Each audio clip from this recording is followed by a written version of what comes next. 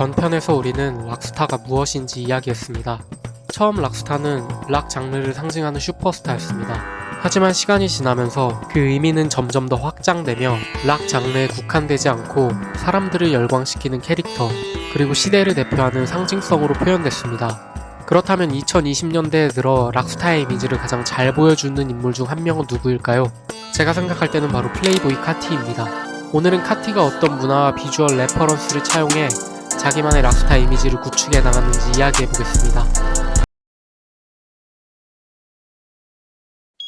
카티가 2018년 데이즈드와 진행한 인터뷰 내용을 보면 그가 앞으로 어떤 행보를 보여줄지에 대해 이야기하고 있습니다. 카티는 자신이 펑크 페이지에 들어와 있다고 말했고 자신과 리 루지버트를 두고 모던데이 락스타스라고 표현했습니다. 즉, 카티는 처음부터 자신을 래퍼라는 범주 안에만 두지 않으며 힙합이라는 장르 그 이상으로 나아가려고 했다는 것입니다. 그런데 여기서 중요한 건 카티가 펑크를 차용했다는 사실 자체가 아닙니다. 왜 하필 펑크였냐는 점입니다. 펑크는 1970년대에 들어 구축된 락스타 이미지인 음악적 성공을 넘어 무대 위와 무대 밖의 태도들을 가장 극단적인 방법으로 시각화한 장르 중 하나였습니다. 그래서 카티가 가져온 건 펑크 패션 자체라기보다는 펑크가 만들어낸 락스타의 비주얼과 이미지라고 보는 편이 더 정확합니다. 펑크 비주얼을 이해하기 위해서는 비비안 웨스트우드를 빼놓을 수 없습니다. 비비안 웨스트우드는 1970년대 섹스피스톨즈의 매니저였던 말콤 맥라렌과 함께 런던에서 부티크 매장 세디셔너리를 운영하며 초기 영국 펑크 룩을 만든 인물입니다. 찢어진 티셔츠 위에 그래픽, 클립, 가죽, 체인, 이런 요소들은 단순한 스타일이 아니라 기존 질서에 대한 반항심을 옷으로 드러내는 방식이었습니다. 대표적인 예가 1977년 등장한 God Save the Queen 티셔츠입니다. 이 티셔츠는 비비안 웨스트우드와 말콤 맥라렌이 운영하던 세디셔너리스에서 판매된 옷이었고 그래픽은 섹스피스톨즈의 싱글 God Save the Queen에 활용하기도 했습니다. 영국 여왕 엘리자베스 2세의 초상을 훼손하듯 변형한 이 그래픽은 왕실과 국가 권위를 비트는 펑크의 태도를 가장 직접적으로 보여줬습니다. 즉, 이 티셔츠는 음악이 가진 반항적인 메시지를 패션으로 옮긴 대표적인 사례였습니다. 그렇다면 펑크는 왜 락스타의 이미지와 연결될까요? 1편에서 이야기했듯 락스타는 원래 락 장르 안에서 나온 말이었습니다.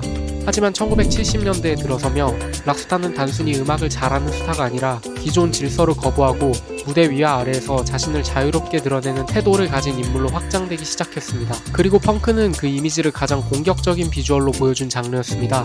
섹스피스톨즈가 보여준 과격한 그래픽, 찢어진 옷, 반항적인 태도는 락스타를 더 거칠고 위험한 캐릭터로 보이게 만들었습니다.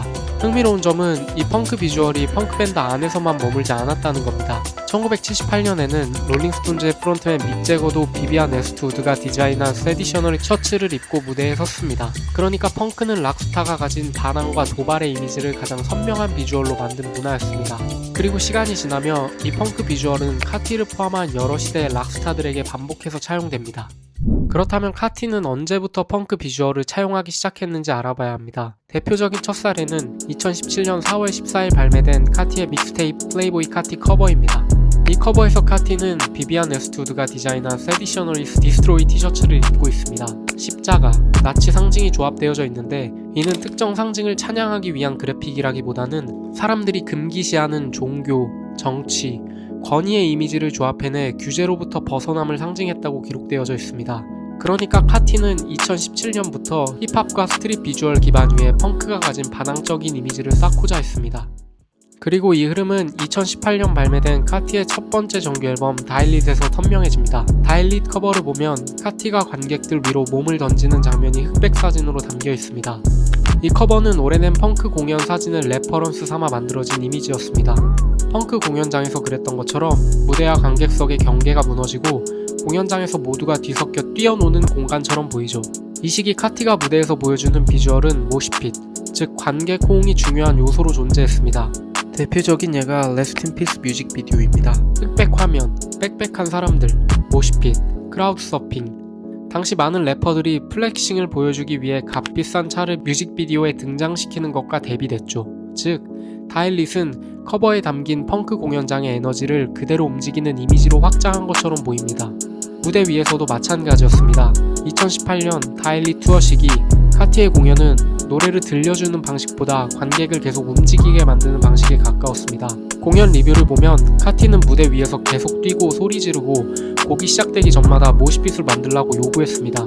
관객은 그에 맞춰 계속 밀고 부딪히며 공연 전체를 하나의 거대한 난장판처럼 만들었죠. 그러니까 2018년의 카티는 펑크 비주얼을 옷으로만 가져온 게 아닙니다. 앨범 커버에 쓰는 스테이지 다이브를, 뮤직비디오에서는 모시핏을, 무대에서는 관객을 직접 포섭하는 방식을 보여줬습니다. 이때부터 카티가 추구하는 비주얼은 패션을 넘어 무대 위의 태도까지 펑크적인 락스타 이미지로 확장되기 시작합니다. 이 흐름은 2020년대 발매된 홀라러 레드에서 더 노골적으로 드러납니다. 가장 먼저 눈에 들어오는 건 앨범 커버입니다.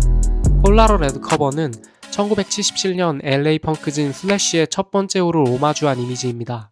슬래시는 당시 주류 음악 산업이 잘 다루지 않던 LA 펑크 씬을 기록한 대표적인 잡지로 펑크 씬의 바이블 같은 매거진이었습니다. 특히 카티가 가져온 건 그 중에서도 첫 번째 호의 커버입니다. 슬래시의 첫 호는 영국 밴드 더 댐드의 보컬 데이브 메이니언을 커버로 세웠습니다. LA 타임즈는 이 첫 호 커버의 데이브 메이니언이 거의 뱀파이어처럼 보인다고 설명합니다. 카티의 홀라러 레드 커버 역시 이 구성을 그대로 가져옵니다. 강하게 날린 흑백 얼굴, 어둡게 강조된 눈 주변, 위쪽에서 피처럼 흐르는 빨간 로고, 그리고 잡지 표시처럼 배치된 문구까지 비주얼적 요소들을 앨범 커버로 활용해 가져온 것입니다. 이 이미지는 음악 안에서도 이어집니다. 앨범의 첫 곡 제목은 락스타 메이드입니다.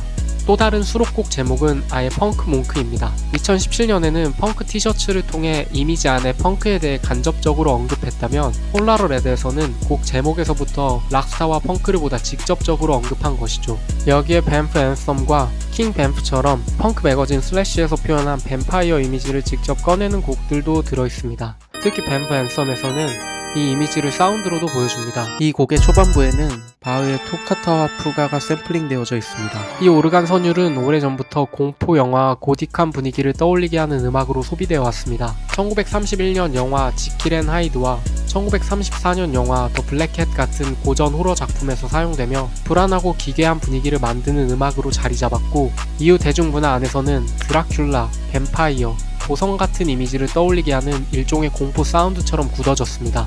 그러니까 카티는 홀라러 레드에서 펑크의 어둡고 위험한 이미지를 커버로 시각화하고 락스타, 펑크, 뱀프 같은 단어를 곡 제목으로 꺼내며 뱀프 앤썸에서는 그 분위기를 사운드로까지 확장한 것입니다. 이 이미지는 앨범 안에서만 끝나지 않았습니다. 홀라러 레드 발매를 앞두고 공개된 머천다이징에서도 카티는 펑크와 락스타 뱀파이어 이미지를 더 직접적으로 보여줍니다.